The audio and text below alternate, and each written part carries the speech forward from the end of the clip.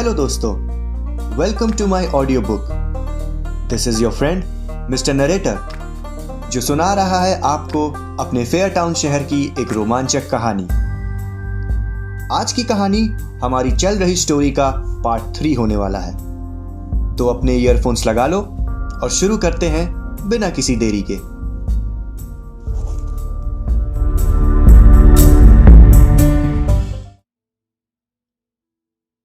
इस कहानी में अब तक आपने सुना, अपने पापा को लेटर भेजने वाले शख्स से मिलने जब आर्यन और माधव उसके बुलाए हुए आइलैंड पर जाते हैं तो उन्हें पता चलता है कि उस शख्स का नाम अमित मल्होत्रा है, जो 10 साल पहले ही मर चुका है। जिस पियानो पर अमित ने अपना आखिरी कॉन्सर्ट परफॉर्म किया था, वो पियानो सिटी हॉल में रखा गया है और 2 साल पहले आइलैंड के पुराने मेयर ऋषि सैगल की बॉडी उसी पियानो कीज पर मिली थी। डॉक्टर शिखा से आर्यन को उन 3 कैंडिडेट्स के बारे में पता चलता है जो मेयर इलेक्शन के लिए खड़े हैं, जिनके नाम कुणाल अग्रवाल, सारंग सिन्हा और दीपक अरोड़ा है। ऋषि सैगल की डेथ एनिवर्सरी के सेरेमनी के दौरान पियानो की आवाज आना शुरू होती है और आर्यन जब वो पियानो रूम खोलता है तो उसे मिलती है कुणाल की बॉडी। कुणाल की बॉडी एग्जामिन करके डॉक्टर शिखा बताती हैं कि उसकी मौत कुछ देर पहले ही हुई है और उसे डुबो कर मारा गया है। क्योंकि आर्यन और माधव सेरेमनी के दौरान बाहर ही बैठे थे, इसलिए यह साफ जाहिर था कि किलर सेरेमनी में ही है और वहां से भागा नहीं है। इन्वेस्टिगेशन कंटिन्यू करने के लिए आर्यन अपने पापा के साथ काम करने वाले ऑफिसर अभिषेक को उस आइलैंड पर बुलाता है। अभिषेक सेरेमनी में आए हुए सारे 42 गेस्ट को इंटेरोगेट कर रहा होता है कि तभी पियानो की म्यूजिक फिर से बजने लगती है। जिस रूम से म्यूजिक आ रही होती है, उस रूम पे जब आर्यन और बाकी लोग पहुंचते हैं तो उन्हें मिलती है सारंग की बॉडी। अब आगे।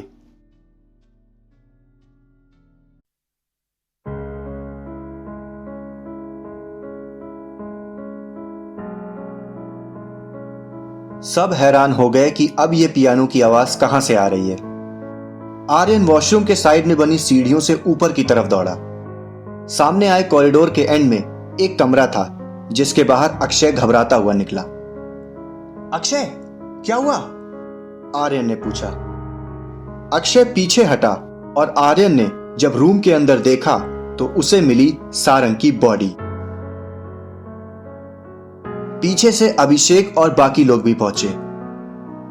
पापा! ज्योति चिल्लाई। आप अंदर नहीं जा सकती मैडम, ये एक क्राइम सीन है। प्लीज कंट्रोल योरसेल्फ, और आप सब भी प्लीज पीछे हटिए। यशवंत, सबसे पहले देखो ये म्यूजिक कहां से बज रही है। शायद कोई टेप रिकॉर्डर होगा, उसे बंद करो। हाँ सर, मिल गया। ओके विजय, फॉरेंसिक डॉक्टर को बुला के लाओ फौरन। बट सर, वो तो कुणाल जी की बॉडी लेकर वापस शहर चले गए हैं, बॉडी की ऑटोप्सी करने के लिए। शिट, अब ऐसे टाइम पे। एक्सक्यूज मी, डॉक्टर शिखा ने बोला। I am also a doctor. अगर आप परमिशन दें तो बॉडी को कुछ हद तक मैं चेक कर सकती हूं। Okay doctor Shikha, we don't have any option as well, please proceed.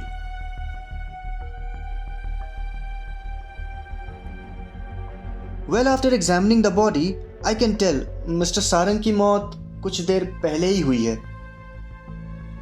ओह आई सी। और इस टेप रिकॉर्डर में भी पहले कुछ मिनट साइलेंस है, लगभग 5-6 मिनट का, और फिर म्यूजिक स्टार्ट हुई है। अभिषेक ने आर्यन से कहा। सर, ये देखिए, विक्टिम की चेयर के पास कुछ लिखा गया है। ये तो म्यूजिक नोट्स हैं, बट ये खून से लिखे हैं क्या? अब हो सकता है सर, वो सारंग जी ने मरते वक्त हमारे लिए कुछ मैसेज वगैरह छोड़ना चाहा हो। आर्यन भी उस म्यूजिक नोट्स को गौर से देखने लगता है। अभिषेक भाई, मुझे नहीं लगता कि ये म्यूजिक नोट्स मिस्टर सारंग ने मरते वक्त लिखे हैं। अच्छा, ऐसा क्यों? आप खुद ही देखिए, अगर मिस्टर सारंग के पास अपने खून से ये म्यूजिक नोट्स लिखने की ताकत होती तो वो हेल्प के लिए हम सबको यहाँ बुला भी सकते थे। प्लस ये लिखा हुआ भी काफी हद तक सूख चुका है। अब ये ब्लड है या रेड कलर, ये तो टेस्ट के बाद ही पता चल पाएगा। Good point Aryan. विजय, एक काम करो, जितने लोग यहाँ पर हैं सबको आउटर हॉल में लेकर आओ।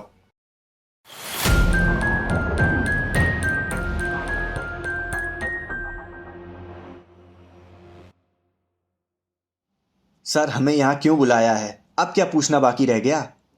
पीयूष ने अभिषेक से बोला। किलर ने फिर से वही रिकॉर्डर ट्रिक यूज करके एक और जान ली है। इससे यह बात तो साफ है कि दोनों मर्डर के पीछे एक ही शख्स है। And judging by the time of death, जैसा कि डॉक्टर शिखा ने हमें बताया, ये मर्डर पिछले आधे घंटे में ही हुआ है। और इससे यह बात भी साफ है कि किलर आप 6 लोगों में से ही कोई है। नंबर 1 अक्षय, जिसने सबसे पहले बॉडी देखी। नंबर 2 डॉक्टर शिखा, जिन्होंने बॉडी की जांच की। Number 3 Sumit, mister Sarang's PA. Number 4 Jyoti, mister Sarang's daughter. Number 5 Piyush, Jyoti's fiance. And the last number 6 mister Deepak, जो कि सारंग के खिलाफ इस इलेक्शन में खड़े हुए हैं। 1 मिनट इंस्पेक्टर, मुझे सस्पेक्ट लिस्ट में क्यों रखा है? वो मेरे पापा थे, मैं उनका खून क्यों करूंगी? और वैसे भी जब पापा का मर्डर हुआ उस वक्त आप मुझे ही इंटेरोगेट कर रहे थे, remember? She is right sir, time के हिसाब से ये मर्डर नहीं हो सकती। डॉक्टर शिखा ने ज्योति की बात से सहमत होते हुए कहा। तो इस हिसाब से तो डॉक्टर शिखा भी इनोसेंट है, बिकॉज आधे घंटे पहले वो तो हमारे ही साथ थी, है ना दादा? माधव ने बताया। Okay, then we have the remaining 4 men as the suspects. अरे सर आधे घंटे पहले मैं भी नीचे ही था सर, सुमित ने डरते हुए कहा। क्या तुम्हारी इस बात को कोई कंफर्म कर सकता है? अरे आप लोग कुछ बोलते क्यों नहीं? मैं आपके साथ नीचे ही था ना, प्लीज बताइए इनको।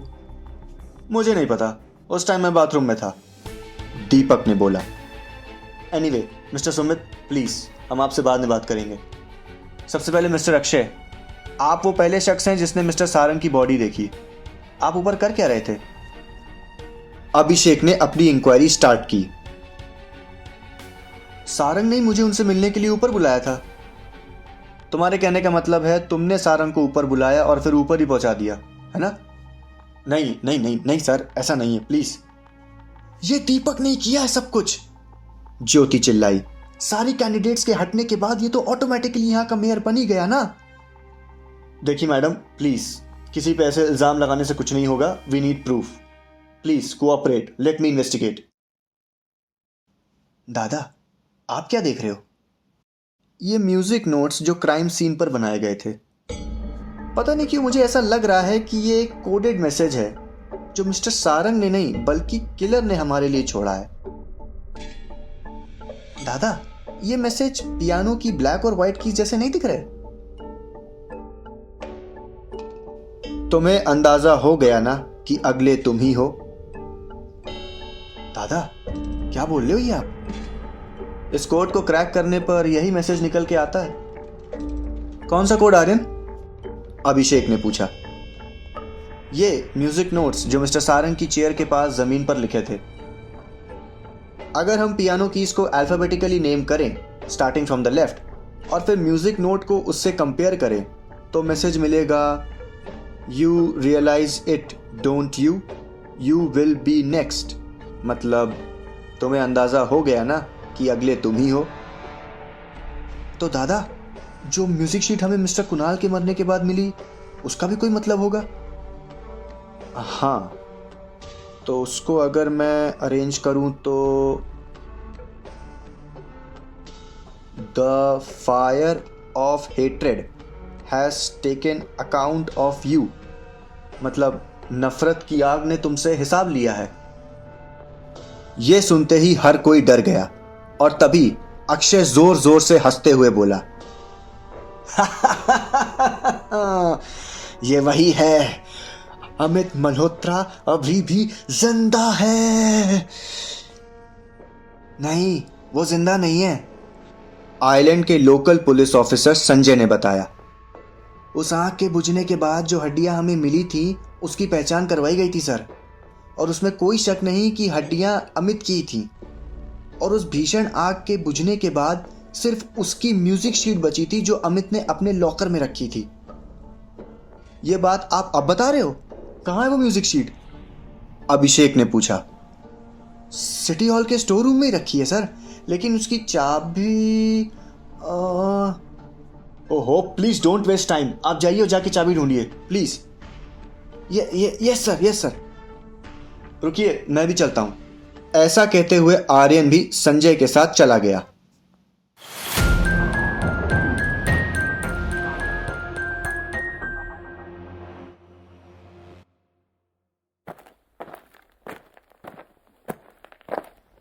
एक बात बताइए मिस्टर संजय, क्या अमित ने वाकई अपने घर को आग लगाई थी?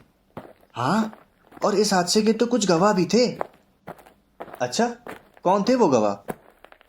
जहाँ तक मुझे याद है 4 गवाह थे। हमारे लेट मेयर ऋषि जी, कुणाल जी, सारंग जी और हाँ, अक्षय जी।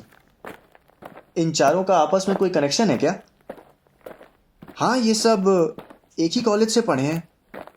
और वो पीयूष के बारे में आप क्या जानते हैं? वो इस आइलैंड पे 3 साल पहले आया था और बड़ी जल्दी ही उसने ज्योति जी से सगाई भी कर ली। सही है। और वो मेयर के सेक्रेटरी सुमित के बारे में कुछ बता सकते हैं आप? उसके बारे में कुछ तो अजीब है सर। था वो मिस्टर सारंग का पीए, बट मैंने उसे कई बार कुणाल जी से रात में चोरी छिपे सिटी हॉल में मिलते देखा है। अच्छा, और दीपक अरोड़ा? वो एक अच्छे आदमी है सर, इसलिए इलेक्शन के लिए उनके पास यहाँ के शॉप ओनर्स का सपोर्ट भी है। और कोई सवाल आर्यन जी? हाँ, अरे नहीं नहीं, थैंक यू। और प्लीज आप मुझे आर्यन जी नहीं, प्लीज कॉल मी आर्यन। अरे बड़ी अजीब बात है, मुझे अच्छे से याद है चाबी मैंने यहीं कहीं रखी थी। क्या यार, इनको 1 घंटे से चाबी ही नहीं मिल रही है। आर्यन थोड़ा इरिटेट होने लगा। मिल गई, मिल गई। ऑफिसर, दादा।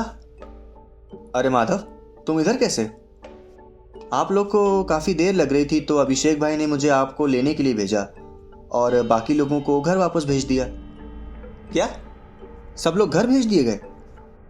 हाँ, अभिषेक भाई ने कहा कि किलर के लास्ट मैसेज से ये जाहिर है कि उसके दुश्मन ने अपने किए की सज़ा चुका ली है, तो अब आगे कुछ होगा नहीं। नहीं माधव, मुझे ऐसा नहीं लगता। क्यों? मैंने मूनलाइट मैक्सिमा ट्यून के बारे में पढ़ा। उसमें लिखा था कि उसके 3 पैराग्राफ हैं और अभी हमें सिर्फ 2 ही सुनने को मिले हैं। मतलब अभी भी तीसरा होना बाकी है। माधव, सिटी हॉल चलो तुरंत। संजय जी, आप भी चलिए, हमें वो स्टोर रूम भी खोलना है।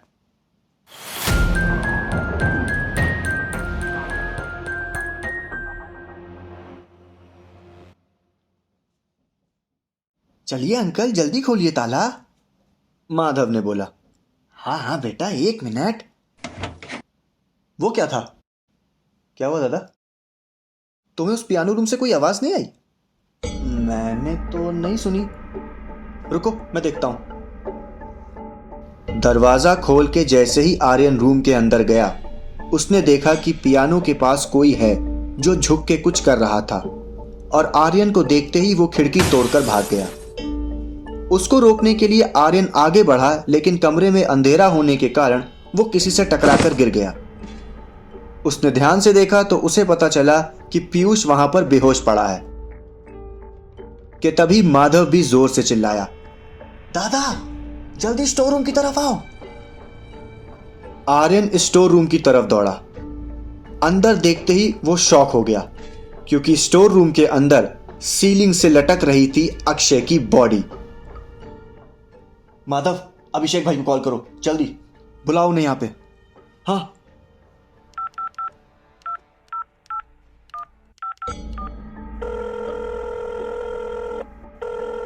हेलो अभिषेक भाई, आप प्लीज जल्दी से सिटी हॉल आइए। आप अपनी टीम को भी साथ में लेकर आइएगा। आप आइए, मैं बताता हूँ। मैं, दादा और ऑफिसर संजय, हम तीनों यहीं पर हैं। प्लीज आप जल्दी आइए। हाँ, ओके। दादा, वो 10 मिनट में आ रहे हैं।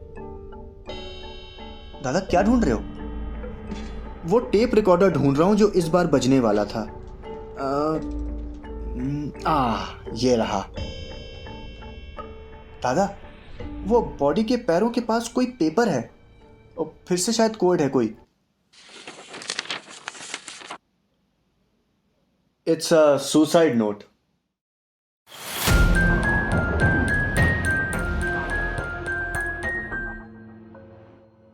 Suicide note? अभिषेक ने चौंकते हुए पूछा। हाँ, इसमें लिखा है कि उसे यानी अक्षय को सारंग और कुणाल को मारने का अफसोस है, और ये भी लिखा है कि वो नहीं चाहता था कि उन चारों ने सालों पहले जो कांड किया था उसका पता लोगों को चले। उन चारों से उसका मतलब वो खुद, कुणाल, सारंग और अमित है। अच्छा, वो पियानिस्ट। तो ऐसा लग रहा है कि ये सब मिलके ऐसी म्यूजिक शीट्स को किसी कोड की तरह कहीं यूज कर रहे थे, अभिषेक ने कहा। बट अभिषेक भाई, आप मानते हो ये सुसाइड है? तुम्हारी बात मैं समझ रहा हूं आर्यन। दो बातें तो मुझे भी खटक रही है। पहली ये कि ये सीलिंग पे लटका कैसे, वो भी बिना किसी चेयर या स्टूल का यूज किए, क्योंकि हमको तो यहां कुछ नहीं मिला। और दूसरी ये कि कोई अपना सुसाइड नोट ऐसे कोड में क्यों लिखेगा। और मैंने एक अनजान शख्स को भी देखा था। क्या? कहां? जब मैं पियानो रूम में घुसा तब वहां दो लोग थे। एक तो मुझे देखते ही खिड़की तोड़कर भाग गया, और दूसरा पीयूष था जो बेहोश पड़ा था। डॉक्टर शिखा अभी उसी का चेकअप कर रही हैं। फिर तो पीयूष के पास चलते हैं, हो सकता है उसने उस दूसरे शख्स को देखा हो। सर, पीयूष अभी भी बेहोश है, आप उसे अभी कुछ देर के लिए तो बात नहीं कर पाएंगे, डॉक्टर शिखा ने अभिषेक को बताया। Okay, we'll wait. By the way miss Jyoti, do you know कि पीयूष इतनी रात को इस पियानो रूम में क्या कर रहा होगा? जी नहीं, आई डोंट नो, ज्योति ने जवाब दिया। तभी आर्यन की नजर पीयूष के पॉकेट पर गई। उसने पॉकेट चेक की तो उसे उसमें से पियानो ट्यूनर मिला, और वो समझ गया कि पियानो को चोरी छिपे ट्यून करने वाला शख्स शायद पीयूष ही है। ऑल राइट विजय। यस सर, इन सबको आउटर हॉल में लेकर आओ, आगे की बात मैं वहीं करता हूं। जी। अभिषेक भाई, आप लोग चलो, मैं आता हूं। तुम कहां चले? जो शख्स खिड़की तोड़कर भागा था वो इस पियानो के पास झुककर कुछ कर रहा था। ये देखो भाई, एक सीक्रेट ड्रॉअर बना हुआ है इस पियानो के नीचे। और ये क्या गिरा हुआ है पियानो के पास? Let me check. Oh no, ये तो